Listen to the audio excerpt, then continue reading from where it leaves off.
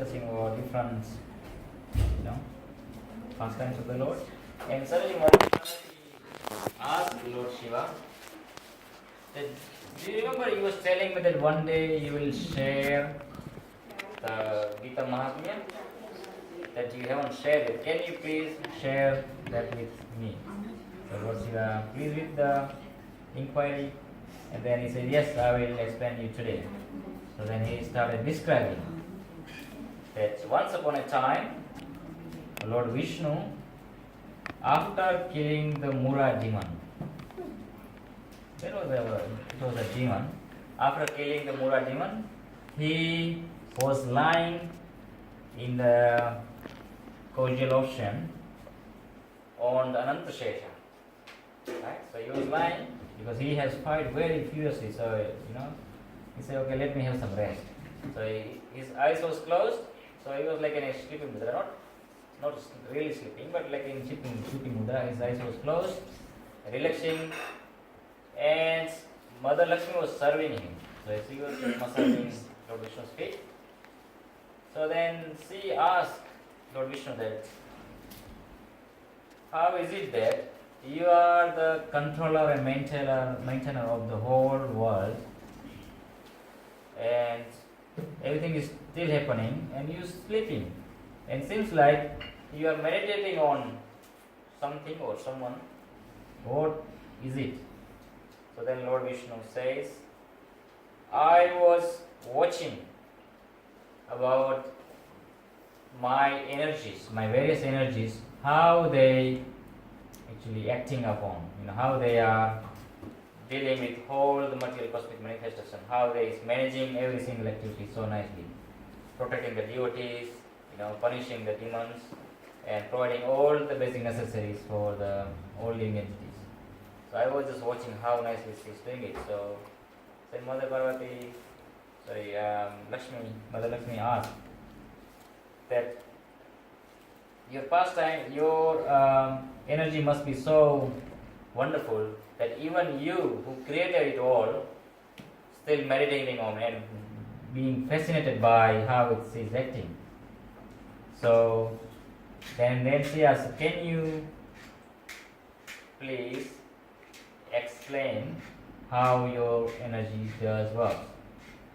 So then Lord Vishnu says, even though all energy is under my control, like as Krishna mentioned in Bhagavad Gita, that Maya Dakshina Prakriti, Suyate Sacharacharam.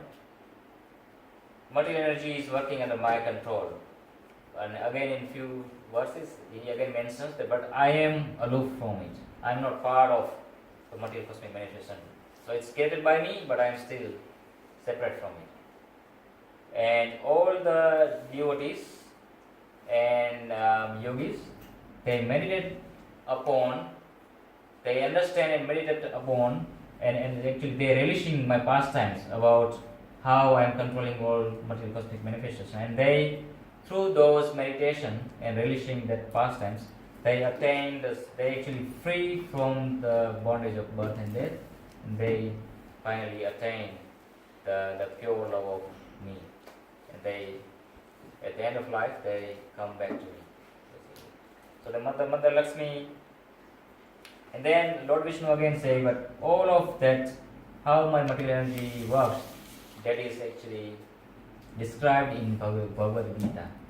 Then Mother Lakshmi says, how is it that you yourself is wondering about how your energy works?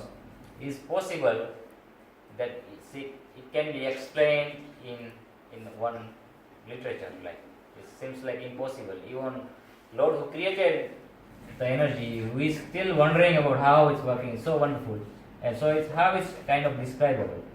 So then Lord Vishnu mentions that actually the Bhagavad Gita is actually it's my manifestation form itself, as we cover a little bit in few weeks ago class, that Bhagavad Gita is actually representing Lord Vishnu's body. Can anyone remember what is what?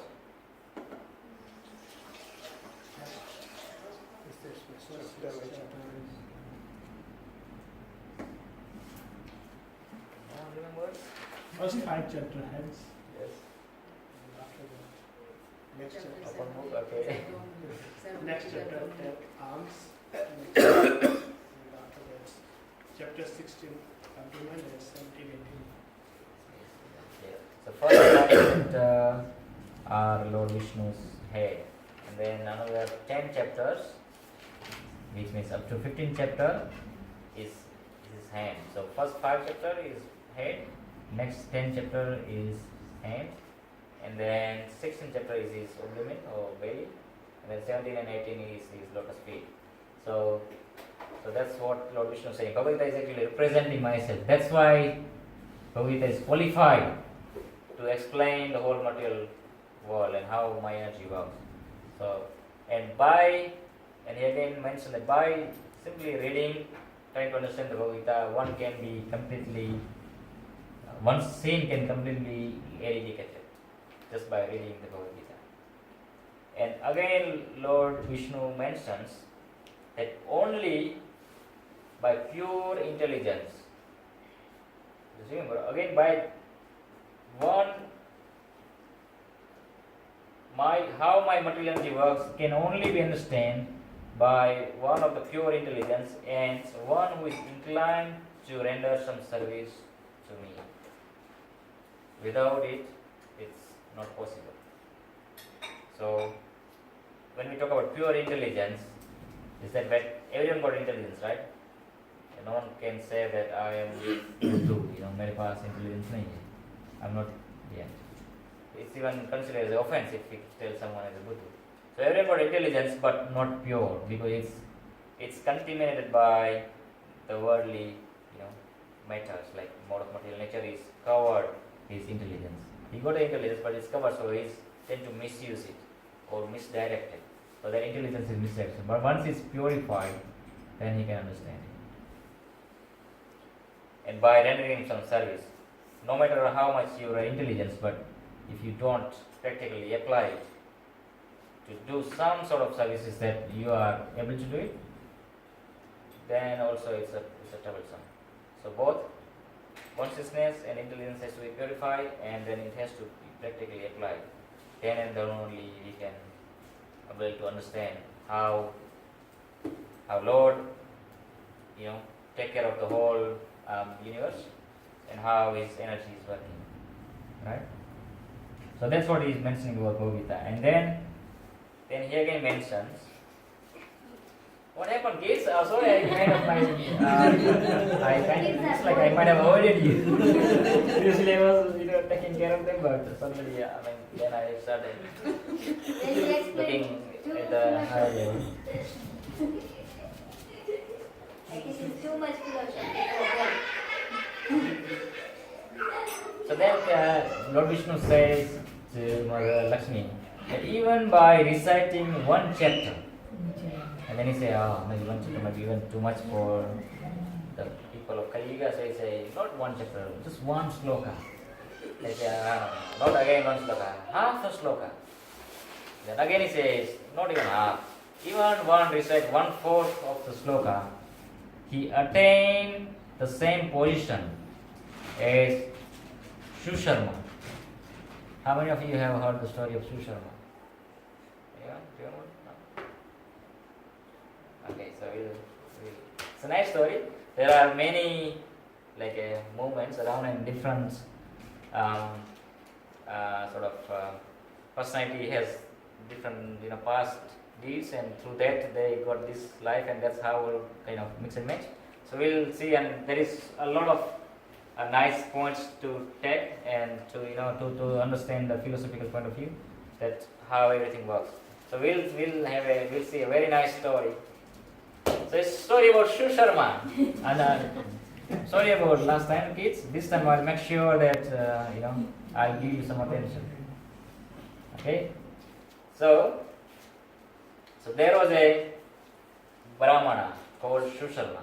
So he was born in a Brahmanical family, but his family wasn't following too much of the a Brahmana principle, and hence he ended up having the bad association, and then he started having bad association, and then he started conducting sinful activities, and he was actually hurting others, like doing the activities that hurts others, you know. And then slowly he started drinking and eating, meat and everything. So he basically was almost very sinful. So didn't follow any of the Brahminical principles. And his business was to collect the leaves from the gardens and sell it to the people. So once he went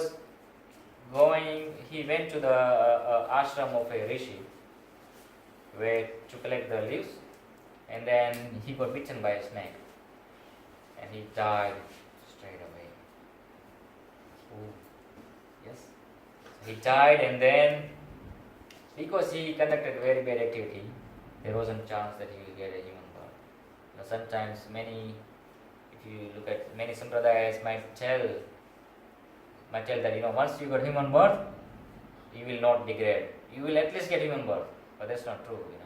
Through all the stories, and even Krishna mentioned in Bhagavad Gita, according to one's deed, according to one's state of mind and his desire, he get the next body. So here, through the example, it's saying that even though he was born in a Brahmana family, he wasn't been given the next birth as a human being. He became a bull. So Shushama in his next life became a bull because he was very sinful, eating meat and drinking alcohol and things. Okay, so we shouldn't do that. Otherwise, we may. I think but it's here. There are some special cases there. Okay, so when he becomes bull, he was being actually brought by one merchant, very chicken merchant. क्या बोलते हैं उसको? Very, stingent. I don't know which word we can use it, but he was very, like a money oriented. So he wasn't giving him enough food, and and he was making so much hard work out of him. So he put a lot of, things on his cart. He been used as a cart driver. That bull. He was putting, all the grains, rice and wheat and so much stuff. Then one day, during summertime, it was so hot, and he put so much of the load, and he make him inclined one road. You see, to move straight might be that easy, but as soon as you have a little bit of slope, you will really struggle. And he was really struggled. And then suddenly, he completely get exhausted, and he fall down on ground. And then all the people around that come along and see that bull was really, like exhausted, and that what do you call it? That foam come out of his mouth, and he was really struggling to come back to life, and also they are shaking. And then everyone's kind of say, "Hey merchant, what are you doing? You almost killed the bull. Why are you putting so much of load and everything?" And then suddenly one man say, "Okay, whatever happened is happened. Let me offer my one pious deed." So he offered the result of his one pious deed to that bull. And once others hear, everyone started giving something, because everyone see, really, and say, "Okay, we should help him." And only way to help him is to, give some pious deed. So even though he died, he get a good life next time. At least he doesn't have to become bull again. And then out of it, suddenly one prostitute come. She was passing by and she watched the scene, and the people was gathering. So obviously, people say, "Well, let's see what's going on."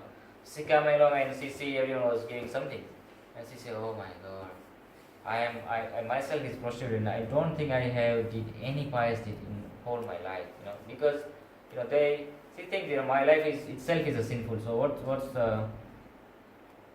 I don't think I will have anything, but in case there is some pious deed that I did knowingly or unknowingly, let me offer to this bull so he can get some good deed."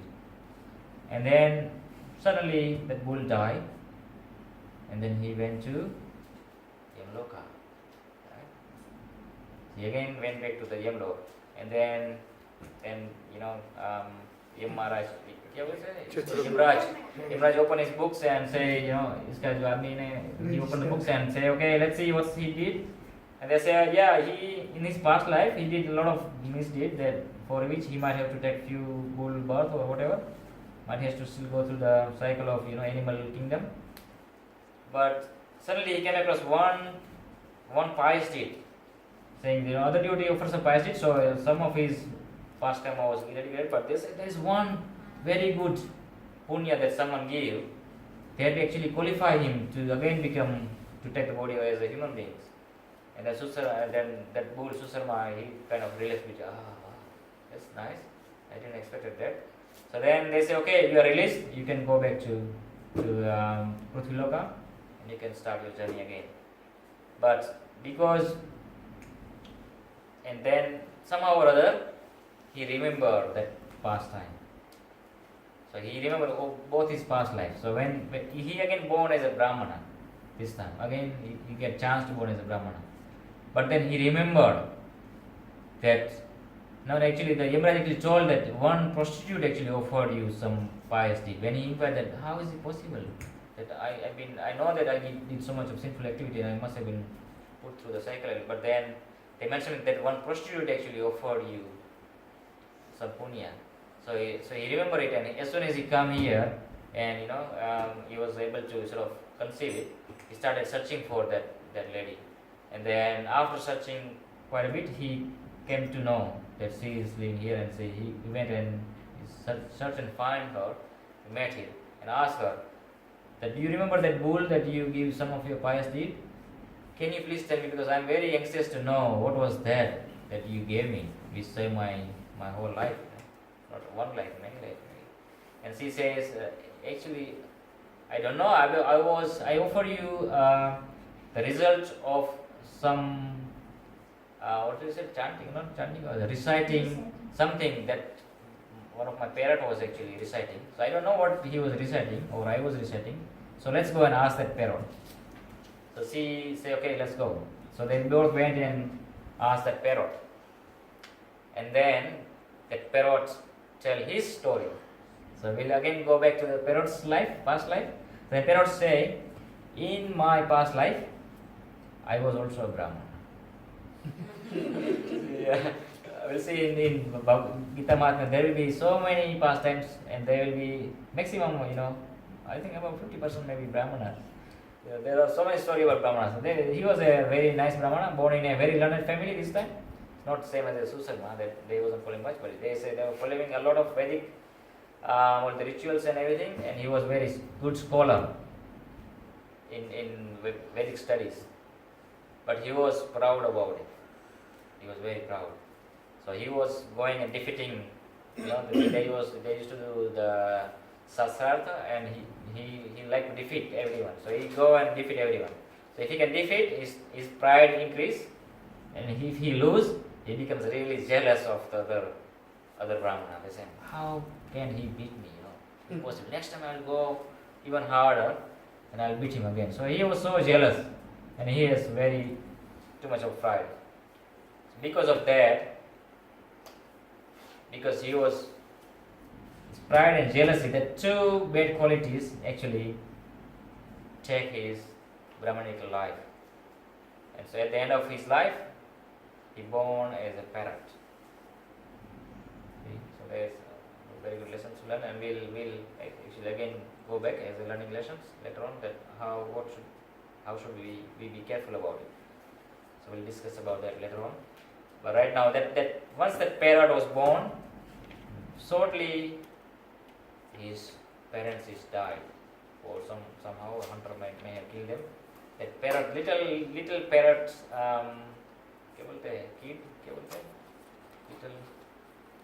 anyway, that You can say baby parrot. yeah, little baby parrot must have been trying to fly, because he must be put into that host, mala, nest, and he must have tried to fly, and he couldn't fly because then no one was there to teach him. So he must have fallen on the sand. But as the sun rise and come to the very midday, sun really get really hot, and he was really struggling, and his feet was burning. And then suddenly one rishi came past by, and he showed him. So he said, oh wow, this little baby parrot is struggling there. So he actually took that baby parrot and took him to his ashram. And then there he put him in a nice cage, so no other animals can hurt him. But he put him next to like a little gurukul, that where his children and some other children from the neighborhood, they used to come and learn Bhagavad Gita, right? So the teacher was actually teaching them Bhagavad Gita to recite the verses of Bhagavad Gita. So while he was there, the children was learning first chapter of Bhagavad Gita. So while the children was reciting, then parrot has a like a habit of reciting and following, remembering how they reciting. So he actually pick up the whole first chapter of Bhagavad Gita. But then one day some thief came. It was an ashram, but thief must be very desperate to find something to fulfill their whatever desire or motive is. So they actually come there and they try to find the whole ashram. There was nothing. Ashram, what can they find? So they finally see one case, and one little parrot was there. One little parrot was there. So they say, okay, let's take this parrot and sell him, and at least we will get some income out of it. So they took the parrot and actually sell it. So the parrot actually been brought by that Mataji, that prostitute, Mataji. Yeah. So she took her and put him at her house, because parrot has already learned it. So he was just keep reciting. Once parrot learns something, they will just recite. As soon as they find someone, they'll say, okay, let me tell you how nicely I can recite. So parrot was reciting, and even though the prostitute didn't knew what he is reciting, she was following. And then slowly, because he was reciting every day, and because she was prostitute, she didn't have any family, so only family member was the parrot. So she had some attachment, and slowly she also learned. But she didn't knew what was it about. She was just reciting. So she offered that result to that bull. So then that Brahmana became amazed that how powerful it is. The first chapter of Bhagavad Gita. So to end the story, so at the end of the day, because parrot was involved in there, the prostitute was there, and that Brahmana who becomes bull and again become Brahmana, all three of them attain at the end of their life. All three of them attain the Vaikuntha Loka, the word of the Supreme. So that powerful is the first chapter of Bhagavad Gita. So now the question is, what is the lesson learned? There was few lessons that we can say learns.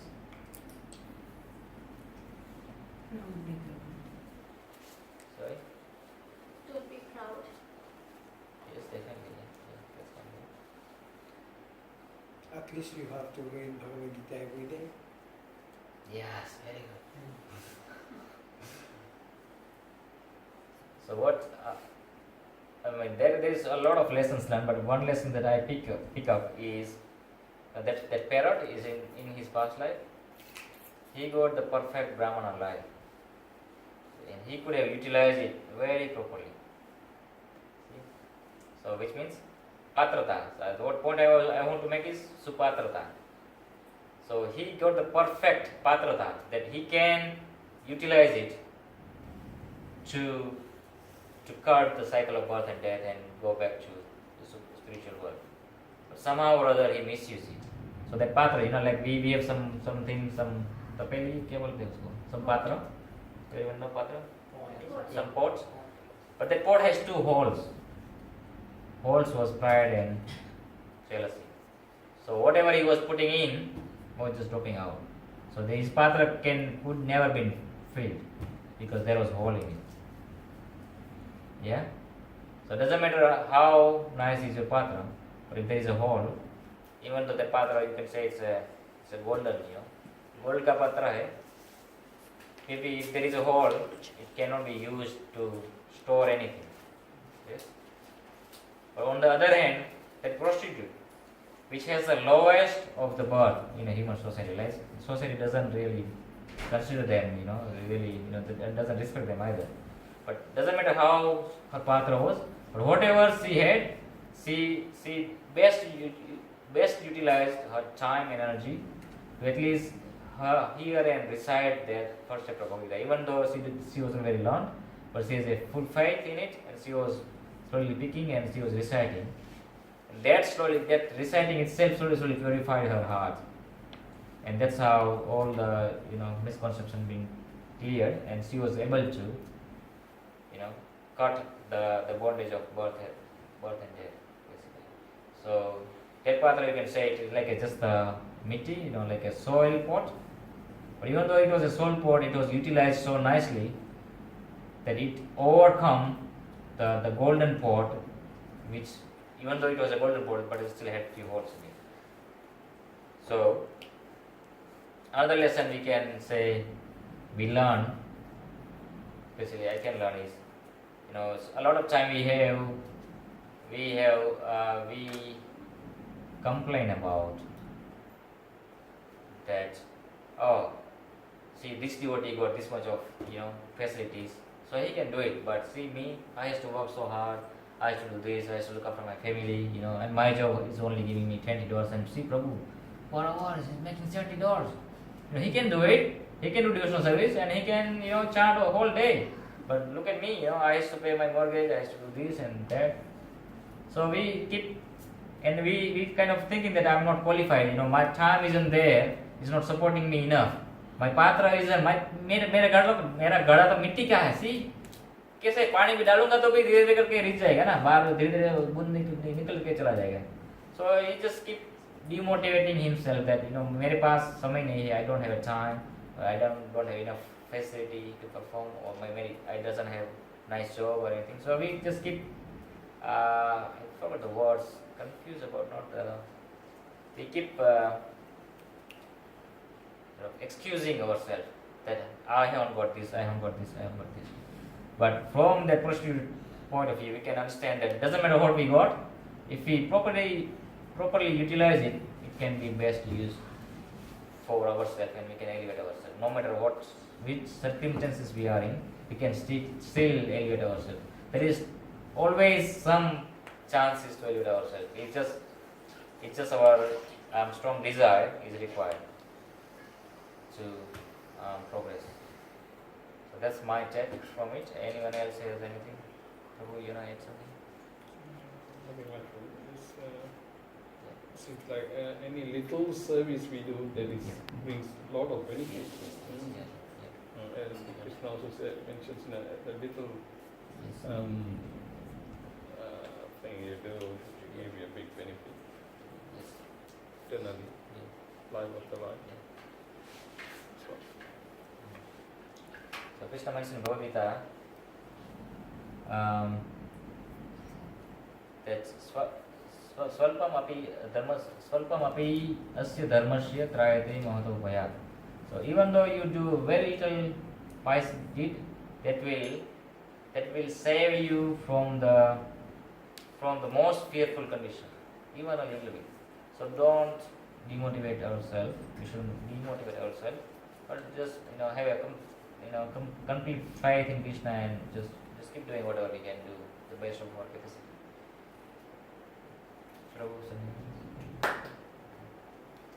Okay, any other points? I have a question to you. Like pious deed in just context of spirituality or in a materialistic life? Here is actually it's mentioned as a pious deed, but actually anything to do about the spiritual understanding is not pious, it is spiritual. Because even though she doesn't have understanding, it's like a unknowingly secret. So she didn't have the knowledge that I am doing this activity, pious, spiritual activity, but somehow or other she was doing, but she didn't knew. So even though one doesn't know that he is doing the good, against security, it's still benefit. And it was spiritual activity, not material. What that Brahmana was doing, because he was using the spiritual activity for his own material pride and jealousy. That's why, even though he thought that he is doing spiritual activity, but actually he was on a material platform. So it's completely on our mental condition. Okay. Like if we have someone thinking that there is a spirit soul of Krishna, and that's why I am happy, so that will help me. That pious deed. It depends. If you 100% sure that whatever help that you rendering to him is going to help elevate his spirit soul, then it is considered spiritual. But if you presuming that I am giving to him and I think he will use it positively, but if he end up using it wrongly, then उसका भी गया आपका भी गया. Like ऐसा हुआ जैसे कि हमारे एक साथ में गांव में आग लग गया, तो वहाँ के लोगों के पास शेल्टर नहीं था, तो वहाँ के शेल्टर के लिए मुझे डोनेट कर दिया, तो मेरा 22 लीटर काउंट नहीं होता. Depending if they, I mean, उनके लिए खाने के लिए कुक करने when there is a natural calamities or something, that people are desperately needing something, basic shelter, basic facility, and then at that time it is generally okay because otherwise they will suffer basically. But in generally, if they got everything, and if they say oh I need that or मुझे bike चाहिए, कभी कभी बोलते हैं ना बच्चे लोग मुझे स्कूटी ठीक नहीं लग रहा है, I want bike or cycle है तो फिर स्कूटी चाहिए, so इसमें they will kind of misuse it. And if this is gonna help them somehow or other, it should be done. For family members, that's sometimes become our duty.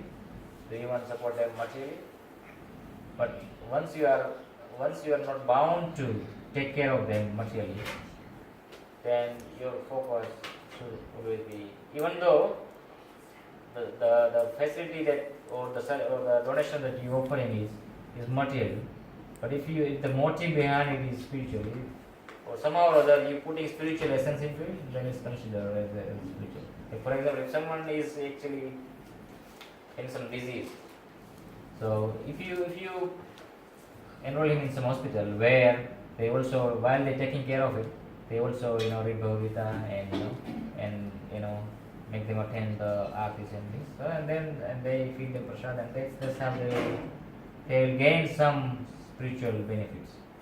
Like we have a lot many Bhakti Vedanta hospitals.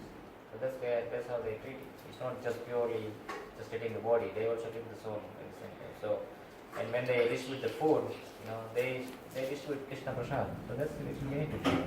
So even though it looks like it's the material activities that we do, but there is always spiritual motive behind it, and it has to be there. If it is not there, then it is material. Prabhuji, like she gave like to that bull her positive deeds, as she was not like knowing it. But like we are doing chanting, and instead of doing like 16 rounds, I said like no, just give me 2 rounds of yours. So is it possible in this Kali Yuga? I will not do my 16 rounds. Just offer me your 2 rounds.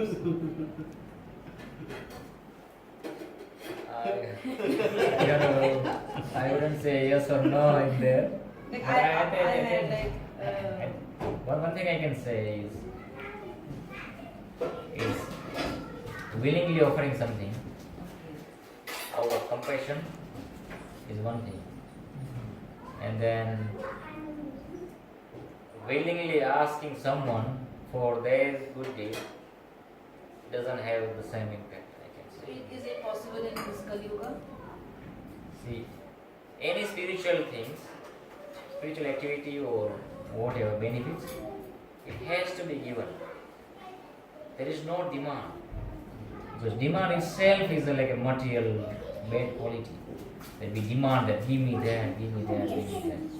Spiritual activity and motives, everything works on a compassion base. That they see that this soul is suffering in this bull body, so I should do something. Because I'm still there. I still got time to acquire some more pious deeds. So whatever I got right now, let me use it for this bull out of compassion. So that's actually they give it to them. But spiritual activity, if we ask them, how comes that? Actually, Prabhuji, at that time the condition was like that. She was not able to count. She has extracted her tooth, and even she was not speak a single word. So that's why she said, if I could, I can, but I am not able to chant. Can you chant for me? Let me give you some other options, an example. Other option is you use the counter, or even though you can't use the counter, you count your legs or something. That's how you, and then you mentally you make sure that you're doing it. Doesn't have to be if your body doesn't support it, you can still do it mentally. I give you example. My spiritual master, His Holiness Shivala Maharaj, and he still does it, but for once he got a stroke. Lord, he used to chant, and one of the devotees, his disciple, he used to sit there pretty much whole night, because they don't know what need he may need to be. But that's how he was chanting, he just pushing his leg, tick, tick, tick. So every time he chants mentally, he can, because even his mouth wasn't, at that level wasn't to that functional. So that's how he was chanting. Or sometimes he uses a clicker, but you chant mentally. You can still do it mentally. Whatever the physical senses can do it can be done mentally. Yeah, it's hard. So wherever we got the senses, we should involve them, so that the things become easier, because it physically is there and you can see, and it make you focus more. But if it's not available, then it's try mentally. There is no harm in it. You can still do it.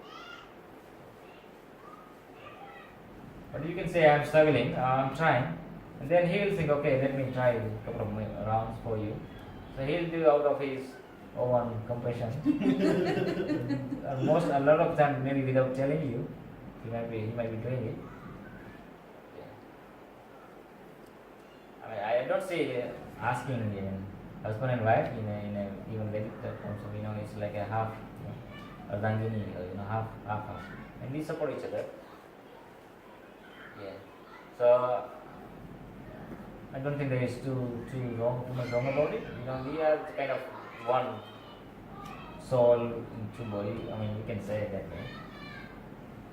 So we can support each other, but generally speaking, wherever is possible, absolute possible, we should try our best. If we can't finish today or tomorrow, because it may take you 3 days, whatever you can chant mentally you can do, and whatever the remaining round is, you can do later on. So it's not that you have to finish your 16 hours daily, even though you can't, your physical body doesn't support. But mentally you are so tired, you can't focus, you get to sleep. Then you do whatever you can, whatever remaining round is, you can do it tomorrow or day after tomorrow in a couple of days. But you can finish later on. So there is no hard and fast that you have to finish it. Do or die, it's not like that. Krishna doesn't force anything. But when force comes, love has no meaning. Because he loves us. Yeah. He wants us to elevate, and any elevation, any things that we want to achieve something, there is always some struggle one has to go through, and this is struggle, tapasya. And tapasya has a lot of benefits. It's actually, it's elevated so fast that we cannot even imagine. Just trying to make everything comfortable around us, and then try to do something. Even though we do so nicely, it wouldn't have that effect as we perform some tapasya. Said, okay, if it's not there, it's fine. I will bear it. But still I will do it. So then tapasya is considered. But we shouldn't austere too much that body just completely fall over. But we should do some tapasya. Like Ekadasi, then one of the tapasya. इतनी ठंड नहीं है फिर भी ऐसी जला के गर्मी ठंड नहीं है फिर भी हीटर चला के बैठ जाता है या एक लगा थोड़ा तो leave it down. When the body is completely sweat out, then we put a little bit of aircon or something. But it doesn't really necessary that we just run whole night. Then we see, around us, someone just start AC 5 o'clock evening, and the air conditions keep running till 10 o'clock in the morning, whole night, and even though it's lunchtime, just keep running. Doesn't really need it. But anyway, so that's answer. Okay, explanation. Okay. Already, everyone got a copy of Bhagavad Gita. Someone may need to remind me because I haven't got the watch, so I can't see the time.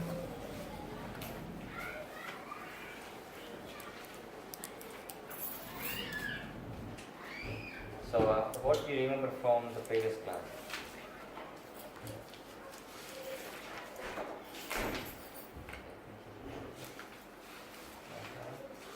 Any Anyone remember any points?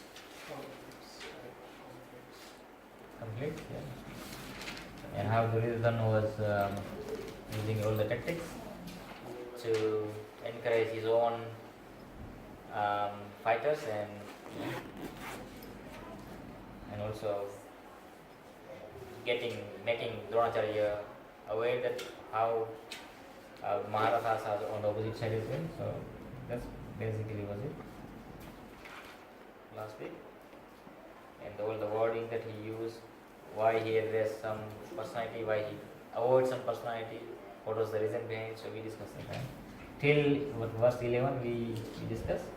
That finally says everyone that please support, Grandfather Bhishma, because he needs support, because he, put everyone together so that everyone can work as a team. Okay, so now text 12.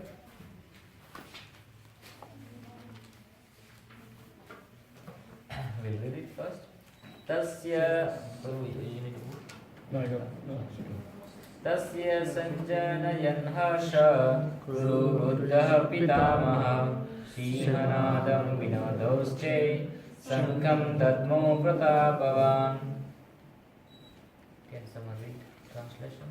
Then Bhishma, the great, valiant grandsire of the Kuru dynasty, the grandfather of fighters, blew his conch shell very loudly, making a sound like a roar of a lion, giving Duryodhana joy. So generally during the start of the fight, it's like in Vedic terms, they always blow a conch shell. And then this time Bhishma has started. He blow his conch shell very loudly, and that's actually gives joy to Duryodhana. He thought, Bhishma is blow his shankha so powerful, so he becomes so joyful that looks like we're gonna be. Because the way they blow the conch shell, it shows their confidence, and if that confidence is shown there, and then the other party will feel a little bit depressed. So it's like a tactics of how to make others sort of feel a little bit undermined. Okay, so next verse. Tata sankhascha veyascha panavanakado mukha sahaseva yahanyanta sasabdastumulo bhavat. Can someone? After that, the conch shells, drums, bugles, trumpets, and horns were all suddenly sounded, and the combined sound was tumultuous. Tumultuous, yeah. So basically, in the battlefield, they actually bring the drums and bugles, and so it sounded like everyone started, sounding, and it was really uproaring. Tumultuous is like a uproaring. It's not very organized, but everyone started sounding, so it's just become tumultuous. If you notice the translation, the tumula is actually translated in English as tumultuous. So we can see that tumultuous word is actually coming from Sanskrit. So a lot of verses is coming from Sanskrit. So this is one of it.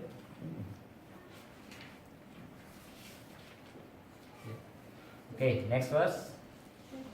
Tata sete harye yukte mahati yandane stito madhava pandavasheva divyo shankho pradamya. So here this time I will convert word by word translations. Tataha, thereafter, Svetaha, with white, Haye, horses, Yukte, being yoked, Mahati, in a great, Sindhane, chariot, Sthitaha, situated, Madhava, the Krishna, the husband of the goddess of fortune, Pandava, Arjun, or the son of Pandu, Devi cha also, Eva, certainly, Divyam, the transcendental, Sankha, concells, Pradadhamatuhu, sounded.